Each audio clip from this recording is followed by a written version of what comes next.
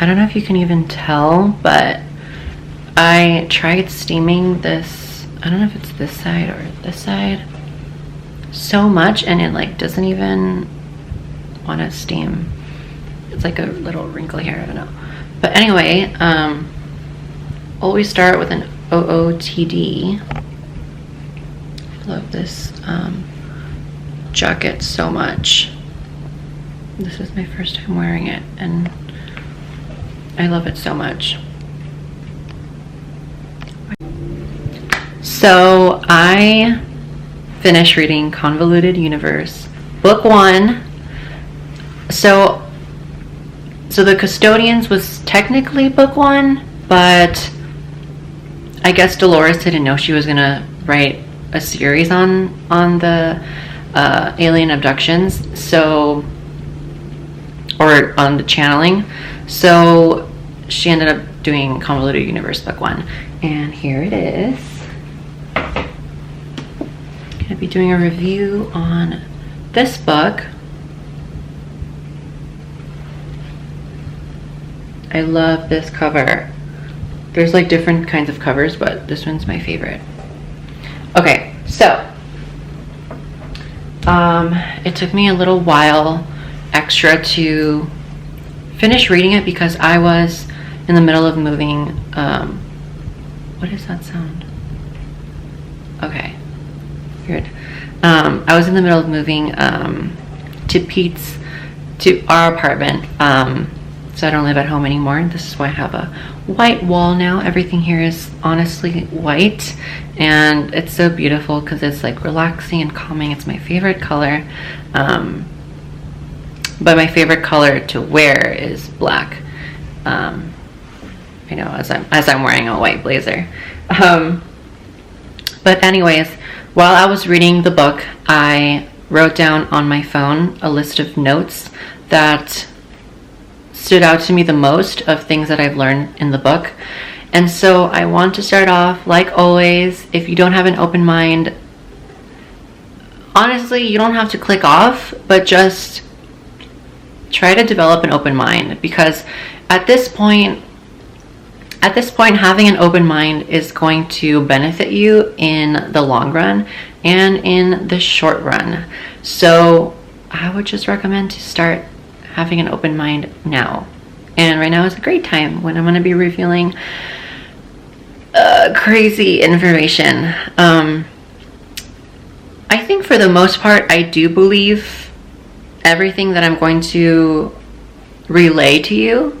For the most part, I believe so. And I just finished reading the book yesterday, so I am taking like a 1 to 2 day break of reading. I'm not going to start book 2 just yet because I need time to integrate all of that information that I just learned. So I am going to start. So if it sounds like I'm reading, I am, but it's stuff from the book that like I mentioned earlier, it's stuff that I thought was like really worth mentioning in the book. So, okay. Oh, and remember, I am just relaying the information. I did not get this information on my own. This is all Dolores Cannon, all her work. This is all in the book. There's nothing in here there's nothing in my video that I can be saying that will be like, I guess like flagged or inappropriate, right? Because it's already in a book. So, yeah. Okay, so let's start off with, hold on. Okay. Are you guys ready for all this information? Okay. So I'm just gonna read down. I don't know if I'm gonna give my own opinion on this stuff. I might, but I'm just gonna read down. Okay. So crop circles are focal points for energy entrance. So this one, okay. So this book was actually really cool because she has different clients give different opinions for the same subject. So like, for example, crop circles, she would interview like 4 different under hypnosis, you would have like 4 different clients, and they would give 4 different, like completely different answers on what crop circles are. But for the most part, crop circles are focal points for energy entrance. They can be focal points for energy to come out and for energy to come in, but it's mainly for energy to come in. And there's different methods of the energy to be put into the earth or into that zone where the crop circle is. I don't want to get into the details of it, but it's all in the book, and that's all I'm going to say about crop circles. Okay. Also, this part of us that is living a life on Earth is only a small piece of splinter of a much larger us, that we are many rather than one, or rather pieces of a more complex whole. We are only able to focus on the splinter that we perceive as our totality. So basically, we really are multidimensional beings. We don't just live this incarnation that we are consciously perceiving right now with our own eyes and with our 5 senses. There's so much going on that we are not aware of, because the reason is because the life that we're living right now, it's a pinpoint of awareness. That's how they say it. It's our pinpoint of awareness that we are currently living now. And that is what we chose to consciously be aware of. There is so much. I'm going to mention some of it in the video, but there is so much other than what I mentioned. There's so much more that is part of us, like part of our own soul, that is splintered in different dimensions and different, oh my god, parallel universes. I didn't want to say it yet, but okay, whatever. So also, all knowledge is available once you tap into the wisdom of the subconscious mind. All of this is being answered through the subconscious mind of the clients. The subconscious mind, I think I mentioned it in my custodian's review. The subconscious mind is a recorder of everything, no matter what. Nothing can erase your memory from your subconscious mind. It is basically your soul's memory. That's kind of how I would describe it. Okay. 2 main reasons Atlantis fell.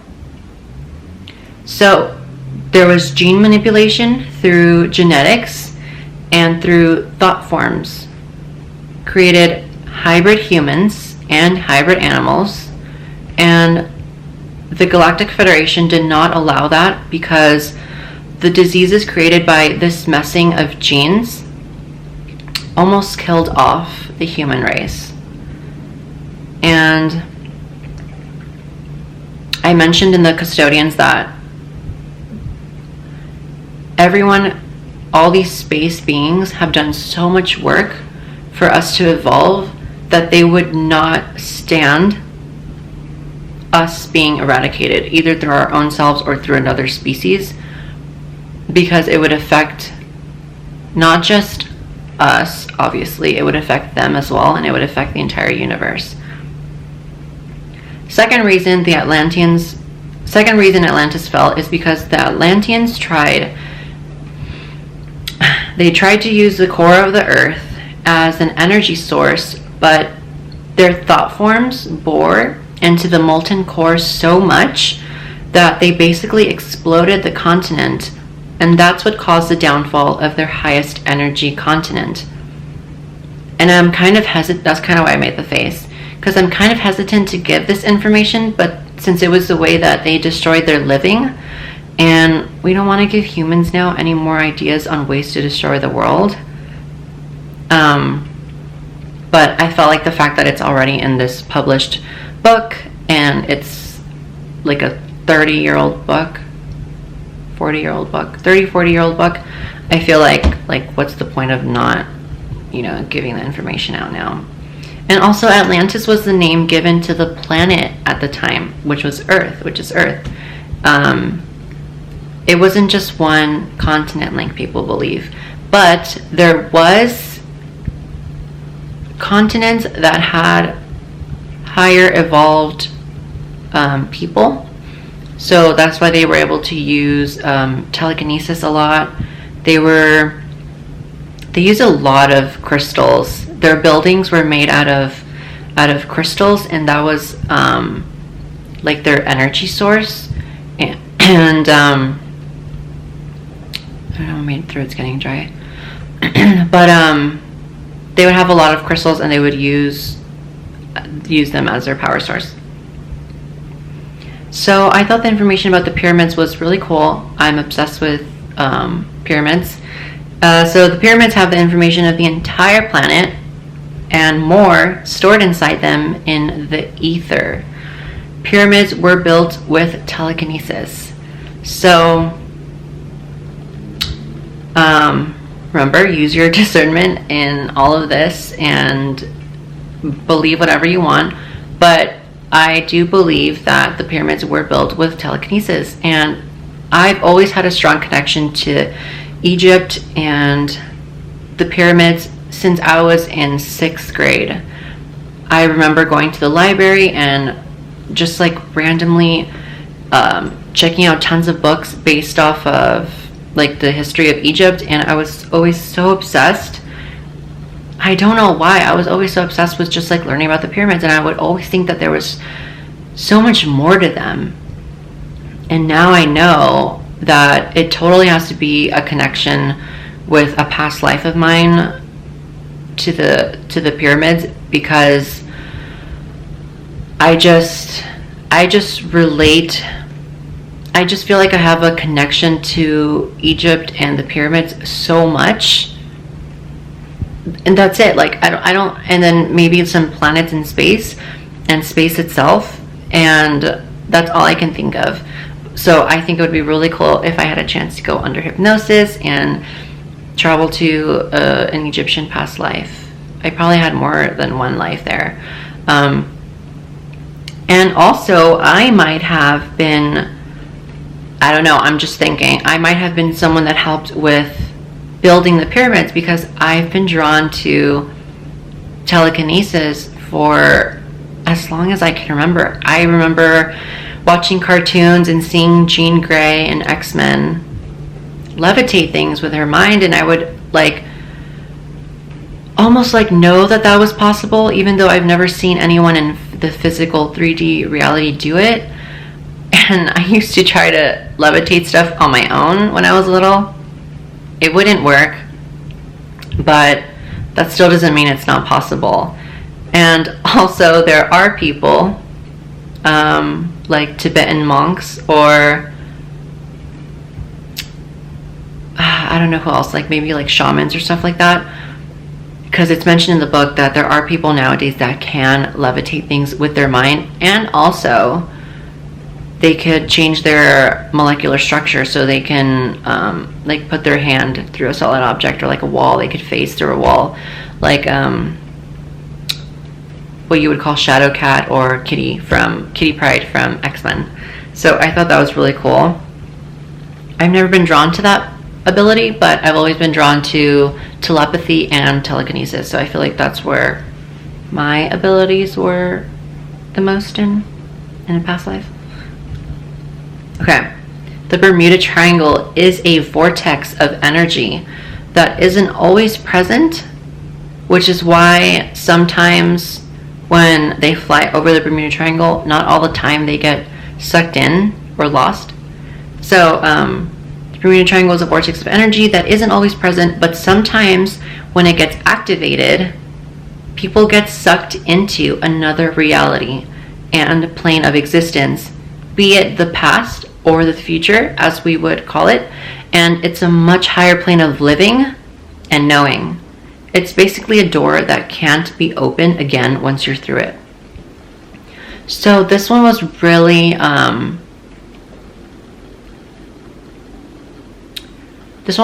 like shocking, to be honest, because I don't know. I thought that I knew it was like a vortex, but I don't know. I just thought it would take them to another dimension, but supposedly it takes them to another reality, which I don't technically think it's another dimension. I just think it's another another reality, right? So, or else they would have said dimension, I think. So basically they get taken to a higher level of being. So I guess you could say they're almost light bodies, but they're not. I don't really remember the chapter that much to explain further, but from what I remember, it was like kind of confusing. Like you kind of go through a door and it's kind of really hard to get out of it, but the people that get sucked in wouldn't want to come out of it anyways, because it's a much better way of living and being. So it was meant to be. It was like in their soul contract that they would go through the Bermuda Triangle, through that vortex, or else it wouldn't have happened. Nothing happened by accident. There's no such thing. Like, I'm tired of people saying coincidences are real and all this other stuff. Like, there's no such thing. Okay. The Loch Ness Monster is a reptilian that has survived the insane Earth shifts. They do exist. They live for hundreds of years. They do reproduce, and this is just one of many animals in general that we have not fully discovered yet. This reptilian does not like to come up to the surface because it doesn't agree with the upper world, which is us humans. So I think there was like 7 of them under the cliff in Loch Ness, in a cave underneath the bottom, at the bottom of the lake. That's where they live, and there's a couple more in, what was it? China, South America, I believe, in Africa, in the Amazon. Yeah. So there's quite a few, but in our terms, we would call them like really endangered, like almost extinct, to be honest, because there is so few of them. Okay. So the Bigfoot, or Yeti, whatever you want to call it, is a very psychic creature, which I kind of figured. I knew they were like extra dimensional kind of, but this is a little different than what I thought.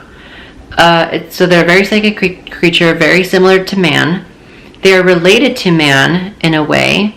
They can sense creatures from a great distance with their minds. They are very shy.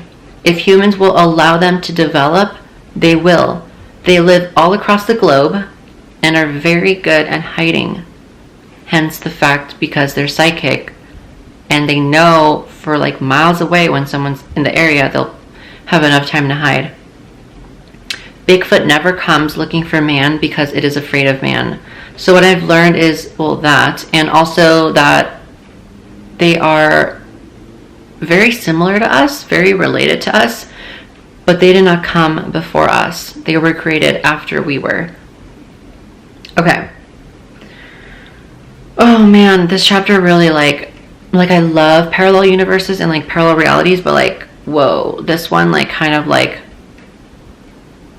I think I took a day or 2 off reading just to integrate this chapter because it was so much information. Okay, just bear with me. Okay, the parallel universes chapter really got me. Not that it confused me, because I strangely understood it. I did understand it, but I feel like I needed time to like integrate all that information. Basically, there is an infinite number of parallel realities and parallel universes. They are coexisting and even overlap with our own. It's easy to move between 2 or more without even knowing. Strange things may happen that you may or may not realize. This point of overlap is called an intersection. Every choice you make has many branches that it can take, right? The energy of the choices that you didn't make are created in those parallel universes. So this also creates more karma for your soul. The reason we are not aware of these infinite, countless counterparts of us is because it would just be way too much for our psyche. Like, can you imagine how many, why does it keep doing that?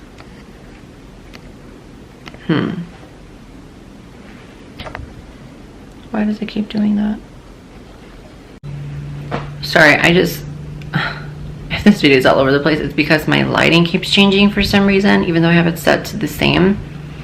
So weird. Can you imagine like keeping track of every infinite version of you? Like, that's too much. Like, we can barely keep track of our own lives as it is. And yeah, okay, day-to-day life as a human is already enough, right? But our soul is always aware and keeping track of the countless yous that exist simultaneously. So it's almost like you're experiencing everything, but not everything truly. And also, when humans cross over unknowingly to another parallel universe, they can cross back to their original universe without even knowing it. But what's weird to me is that, let's say in this universe you have a tree in your backyard, right? And you jump into an alternate universe without knowing, and you notice the tree in your backyard is gone. You think it's shocking or weird, then you somehow manage to unknowingly go back to your original universe later.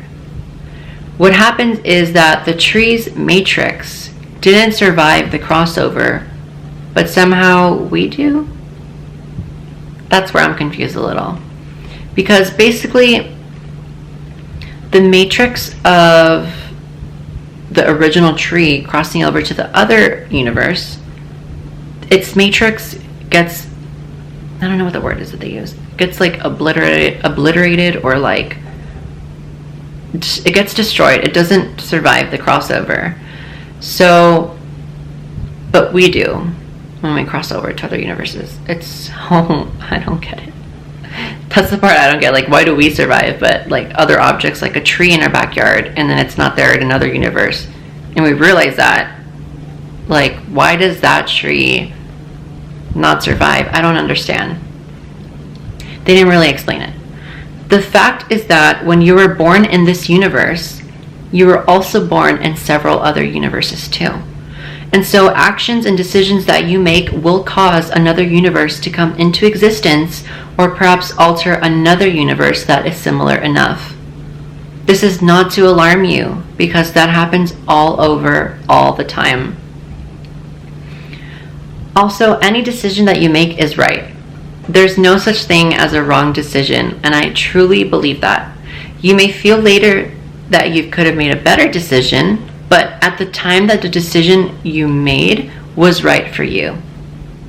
So don't feel guilty about so-called mistakes that you have made in the past, because there's no such thing as a wrong decision. Because the other side of the decision is being lived in a parallel universe. The second coming of Christ already is happening. It's not going to be the essence of Christ returning to one singular body. His spirit literally lives in each and every one of us. So you can see that yes, he's here physically on this earth because he is in all of us. And the reason for that too is because he can do so much more to help the planet by being in all of us instead of being in just one body. I mean, genius, right? Like, what better way to help the entire planet than to just incarnate a splinter or fractal of your soul and your essence into every single human in the world. I mean, that's like the shortcut of all shortcuts. So I think that was really cool to read. And also, a little FYI, I do believe in God, and I do believe in my faith. I can also believe in this stuff as well, you guys. If you knew the things that I knew and the things that I read and have learned or remembered, because we all know this, everything, all the knowledge of everything is in our DNA, and we're just activating all this, right? So all of this, there's a lot of activations going on within me. If you knew what I knew, you would know that it's all connected. Jesus, the aliens, the angels, everything, it's all connected. Everything is all part of a unified whole. If there is one thing that you can take away from this video is, I guess, that, because I don't agree with the fact that people like to divide like You either believe in like God and Jesus and all the Bible stuff, or you believe in your like law of attraction stuff and like reptilians and like the Greys and all this stuff. They're all connected. They are all the same thing. We are all part of the same unified whole. Before we can pull into our lives what we want, we have to arrive at the awareness that it doesn't make any difference. Because as long as it does make a difference, we make it harder on ourselves to get it. Only when it no longer makes a difference does the flow become so even that we can tune in so easily that we can have anything we want. Okay, your solar plexus is the focus of the vibrations in your body. It's like a lens focusing light. It focuses vibrations and sends them out to all parts of the body. So I'm reading this Pleiadian workbook at the same time as I'm reading the Dolores Cannon books, and it mentions here when meditating to focus on the vibrations coming in to enter through the top of your head down to the solar plexus. They say here to visualize white light or golden light, or imagining a pyramid of energy around you to protect you. And at nighttime, the protection of your aura should be sufficient, but you can imagine a pyramid of energy around you as well if you like, but your subconscious does a very good job on its own protecting you at night while you're sleeping. And that's crazy because I actually never thought of that our subconscious would protect us, because it's our higher self. Our subconscious is our higher self. So obviously it would protect us while we sleep, but I don't know why I didn't put two and two together until I read that from the book. So I thought that was really cool. When you open yourself up to exploring new energies, you have to make sure you're protected, because these neutral forces have no morality. They just act the way their energy flows. And you must make sure you are protected against any negative flows. So I don't know what's going on. I didn't even want to mention it in this video because it's so stupid. I don't know what's going on with the whole like law of attraction is demonic thing. Like, how can what the universe is based off of be demonic? Are you like working with a Ouija board and summoning like who knows what and doing who knows what rituals, and you're not saying it in your videos, but you're still saying that the law of attraction is demonic? Because it's actually not. Like, what is your problem? Like, that's actually a problem, and you're making a lot of people brainwashed with your, like, I know I say that like you can believe anything you want and do whatever you want as long as you're not hurting anyone, but like still the law of attraction is not demonic. It's literally what the universe is based off of. You get what you think about most often, and if you think of struggle and if you think of lack, then that's what you're going to keep attracting and keep living, because that's what the universe responds to, or that's what God responds to. It's just what it is. And you're also doing it to yourself, because you are yourself a receiver of energy and you're also a sender of energy. So you are pulling into yourself forces that you constantly think about. You're literally a magnet to things. So I still don't understand like why the law of attraction is demonic. It literally is not. Like, it doesn't make any sense.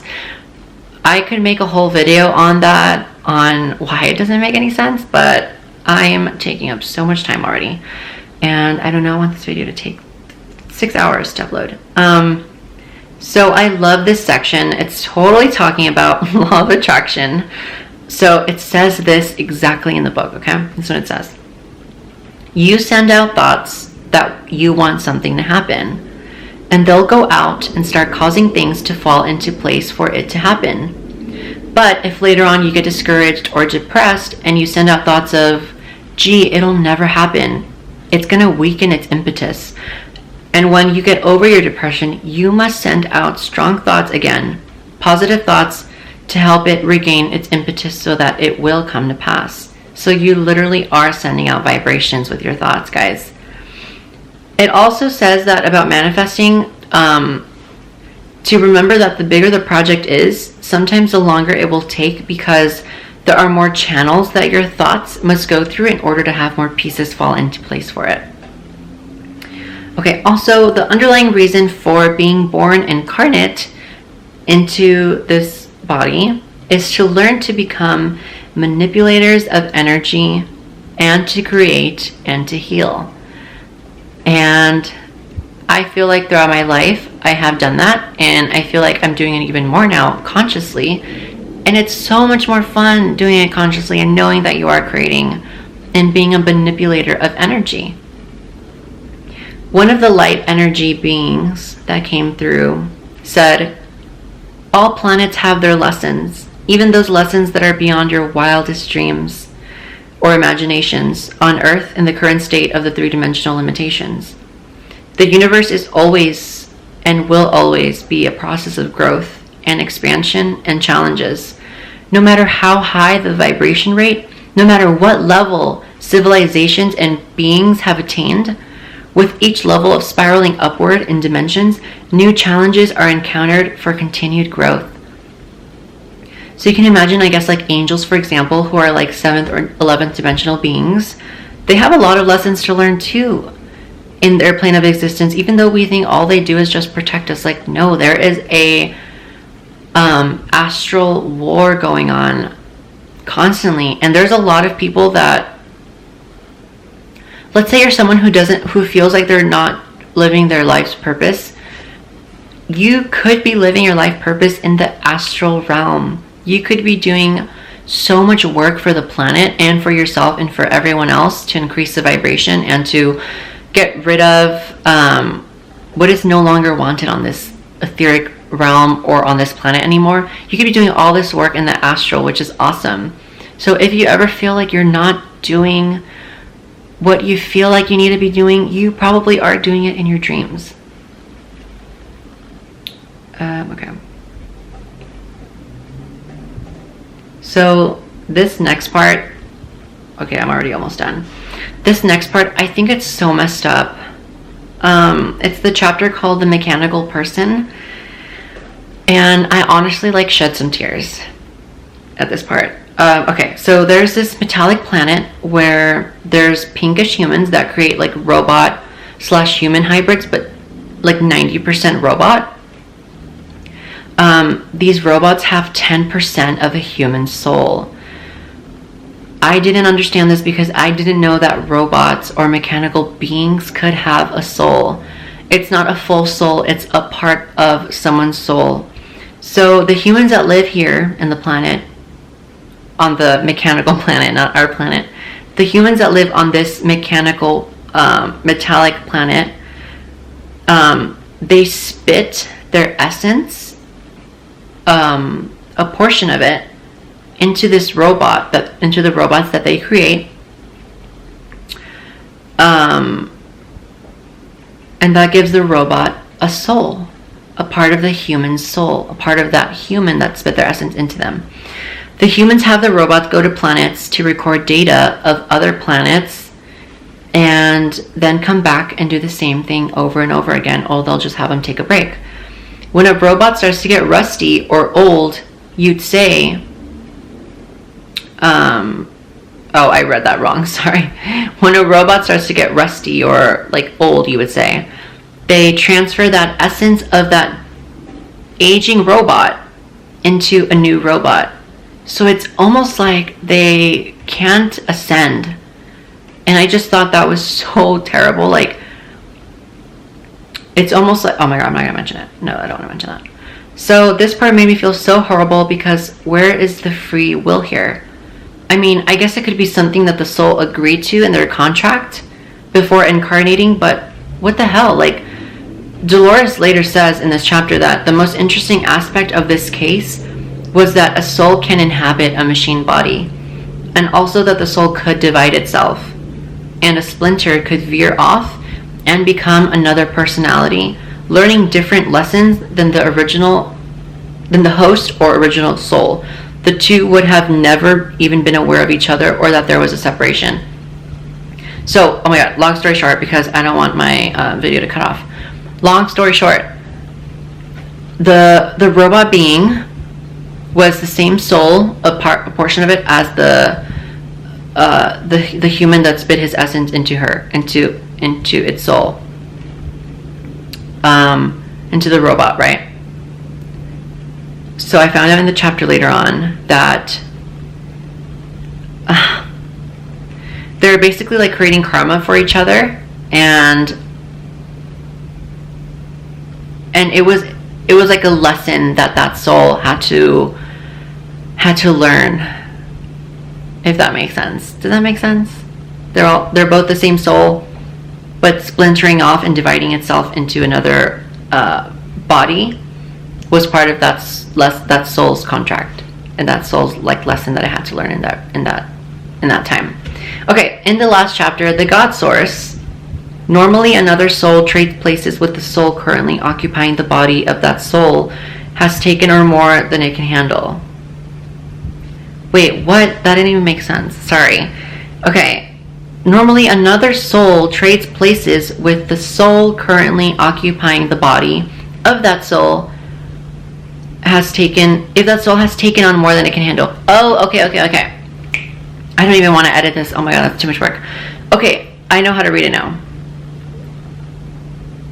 Okay, sorry guys. Okay, so in the last chapter, normally another soul trades places with the soul currently occupying the body if that soul has taken on more than it can handle.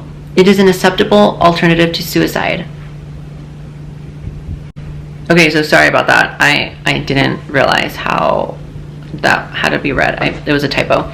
So that was that, and this is the book again. I totally recommend you guys go buy it and read it, and I hope you learned a lot. The reason I do these videos is because these books are like 500 pages, and for the people that really don't want to read it, which does take a lot of time, at least for me. I'm a slow reader. I like to read everything carefully. I do not like to rush things. I could have read this book in a faster time if I wanted to. I would just be skimming through, right, and not absorbing the information. This is the kind of book that you do not want to be skimming through. This is the kind of book that you do want to take your time reading, because it is so important. It is like lost knowledge. This information is so valuable. Like, I can't even describe it. I would pay so much money for this information. So, yeah. That was my review. It wasn't even a review, it was just me reading.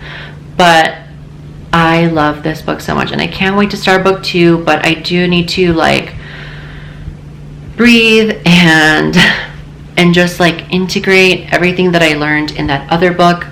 I mean, in this book, because it is so much information, and everything that I mentioned in this video right now is just like the tip of the iceberg of everything that I learned. There's so much more. So, I don't know what else I was going to say. I think I'm done. So, hope you have a great day, and a great day or a great night.